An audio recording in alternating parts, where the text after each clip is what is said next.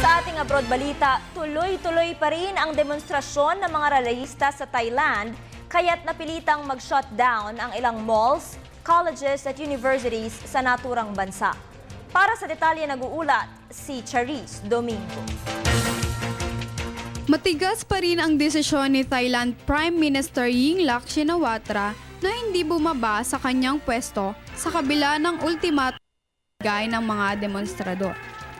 Nagsimula ang gulo noong naglabas ng amnesty bill para maibalik sa kanyang bansa ang dating Prime Minister Thaksin Shinawatra na pinatalsik sa kanyang pwesto sa akusang korap at abusado sa tungkulin noong taong 2006.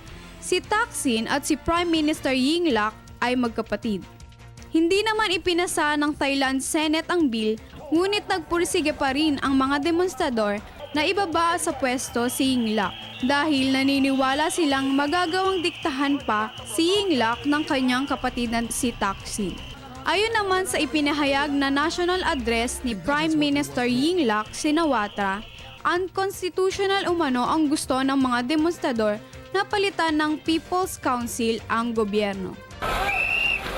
Kahapon ay muli na namang sumiklab ang gulo sa pagitan ng mga rallyista at ng security forces dahil sa pagsugod ng mga rallyista sa Government House na siya namang dahilan ng pagbomba sa mga ito ng tubig at tear gas.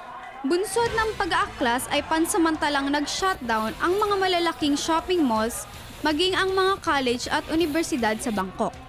Sa kabila naman ng kaguluhan ay sinabi ni Deputy Prime Minister Prasha na kontrolado pa rin ng gobyerno ang sitwasyon. Ayon naman sa mga aides ni Yingluck, nasa ligtas umanong lugar ang Prime Minister at maging ang kanyang tanggapan ay inilipat na rin.